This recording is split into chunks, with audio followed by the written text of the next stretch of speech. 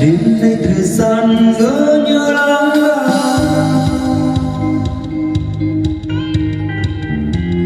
cho đôi tình nhân đắm trong giấc mơ. Mưa rơi lòng thêm khó có giá từ, vì đường xa ướt mưa.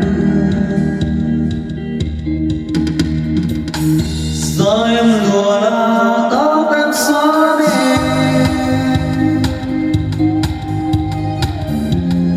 lung lên trời cao sáng trong mắt môi em làm thêm khó có giá từ, vì đường xa ướt mưa.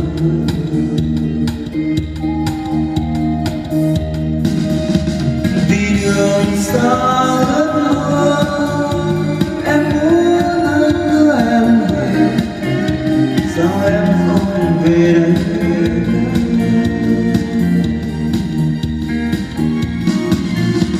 Vì đường xa ướt mưa, đừng bắt anh đưa em về, anh xin em đừng về, vì đường quá xa xôi. Xin mưa triền miên mãi không lắng,